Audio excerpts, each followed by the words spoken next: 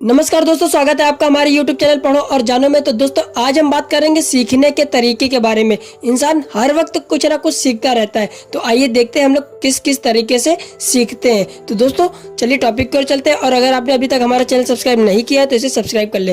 तो दोस्तों सबसे पहले दिया हुआ है प्रोसेस ऑफ लर्निंग, यानी कि सीखने का तरीका।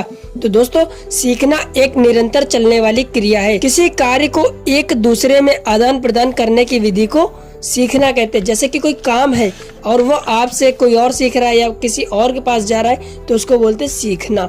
यदि कोई कार्य हर किसी के द्वारा एक ही प्रकार से किया जाए तो उसे तरीका कहते हैं। जैसे कि कोई काम है और हर व्यक्ति एक ही तरह से करे तो उसे बोलते हैं तरीका। जैसे वैज्ञानिकों के मतानुसार सीखना निम्नलिखित तरीकों से हो सकता है।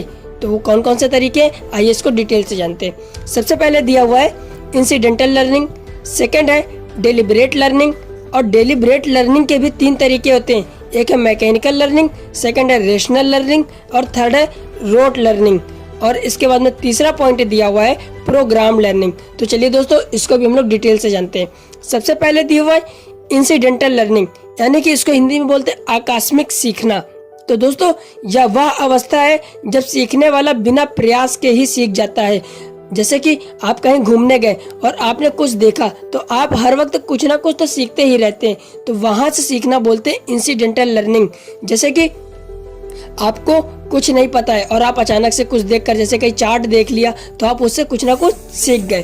तो दोस्तों ये जो इंसिडेंटल लर्निंग होता है ये एक तरह से अच्छा नहीं माना जाता है, क्योंकि उसमें आप अच्छा भी सीखते हैं और बुरा भी सीखते हैं। तो दोस्तों सेकंड पॉइंट दिया हुआ है डेलिब्रेट लर्निंग, प्रयास पूर्वक सीखना। जब किसी प्रशिक्षार्थी को कोई नया काम या ज्ञान सीखने का करने का तरीका बताया जाता है और वह उस कार्य को सीखने के लिए प्रयत्न करता है, यानी प्रयास करता है, तो ऐसे सीखने को प्रयास पूर्वक सीखना या डेलिब्रेट लर्निंग कहते हैं। और दोस्तों डेलिब्रेट लर्निंग के भी बहुत सारे फायदे होते हैं। जैसे कि एक उद्देश्य होता है कि आपको कुछ सीखना है, क्या सीखना है, इसलिए इसकी प्रक्रिया जो होती है वो सफल होती है। और दूसरा है विशेष मार्गदर्शन से सीखने का कार्य पूरा व सही होता है। और तीसरा पॉइंट है कि विशेष मार्गदर्शन के कारण केवल अच्छी व उपयोगी बातें ही सीखी जाती हैं। चलिए दोस्तों आगे हम लोग देखते हैं कि डेलिब्रेट लर्निंग कितने टाइप की होती है। सबसे पहले है रोट लर्निंग, सेकंड है mechanical learning and third is rational learning. तो चलिए दोस्तों इसको डिटेल से जानते हैं। सबसे पहले दिया हुआ है रोट लर्निंग। यह तरीका बहुत पुराना है। प्राचीन काल में गुरुजनों के द्वारा इस विधि द्वारा ही शिक्षा दी जाती थी। तो दोस्तों जैसे कि आपने प्राचीन समय में देखा होगा कि गुरु लोग बोलते थे और बच्चे उसको सीखते थे बोल बोल कर। ऐसे लर्निंग को बोलते हैं रोट लर्निंग। तो इसमें क्या क्या बातों को ध्यान में रखना चाहिए दोस्तों। सबसे पहले प्रारंभ सही क्रम में होना चाहिए, यानी कि जब आप स्टार्ट करें सिखाने के लिए तो उसको एक सही क्रम में स्टार्ट करें। सेकंड है अभ्यास के समय दोहराए जाने वाली क्रियाओं को क्रम से दोहराना चाहिए, यानी कि जब आप उसको दोबारा दोहराएं तो उसको क्रम से ही दोहराएं। नंबर तीसरा है कंठस्थ विधि में समय अधिक लगता है। तो हाँ दोस्तों, अगर आप किसी चीज को बोल बोल कर याद करेंगे तो उसको ज्यादा टाइम लगता है। और फोर्थ पॉइंट दिया है बिना सोचे समझे केवल रटने से गलतियां होने की संभावना भी अधिक होती है। और अगला पॉइंट दिया हुआ है दोस्तों मैकेनिकल लर्निंग। तो इसको बोलते हैं क्रियात्मक ढंग से सीखना। इस विधि को भूल प्रयास से सीखना भी कहते हैं, यानी मैकेनिकल लर्निंग का दूसरा नाम है ट्रायल एंड एरर लर्निंग। इसमें एक क्रिया को कई बार करना पड़ता है तभी सीखने वाला एक विशेष क्रिया को कर पाता है। यानी कि अगर आप बार बार उसी चीज को करेंगे तो आप किसी एक चीज को बहुत अच्छे तरीके से कर ले जाएंगे। इसको हिंदी में यांत्रिक सीखना भी कहते हैं। तो दोस्तों इसकी भी कुछ हानियां हैं जो आपको ध्यान में रखना है, जैसे कि इसमें समय अधिक लगता है।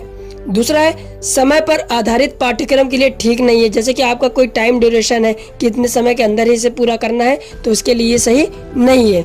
और तीसरा है सामग्री का नुकसान होता है। अगला पॉइंट है रेशनल लर्निंग। इसका क्या होता है, इसको बोलते हैं हिंदी में विचार युक्त सीखना। यह एक सीखने की तर्कपूर्ण विधि है। इसमें नए ज्ञान व क्रिया को सीखने के लिए पहले उस पर विचार करके समझना आवश्यक है, इसलिए इसे सफल क्रिया माना जाता है।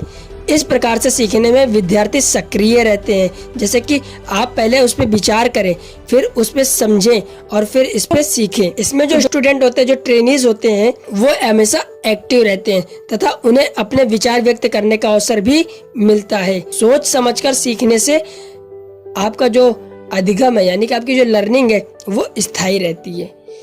अगला पॉइंट है दोस्तों प्रोग्राम लर्निंग। प्रोग्राम लर्निंग को हिंदी में बोलते हैं योजनाबद्ध सीखना। योजनाबद्ध सीखने की विधि में जो भी ज्ञान या कौशल सीखना होता है उसके लिए पहले से योजना बनाया जाता है, यानी कि पहले उसको प्लानिंग की जाती है फिर आप सीखते हैं। इसको बोलते हैं प्रोग्राम लर्निंग।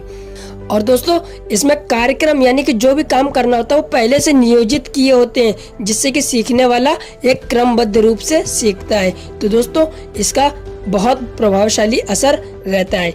तो चलिए दोस्तों आज की वीडियो आपको कैसी लगी, और अगर वीडियो से आपको थोड़ी सी भी जानकारी हासिल हुई हो तो वीडियो को लाइक करें, शेयर करें और चैनल को सब्सक्राइब करें। थैंक यू दोस्तों।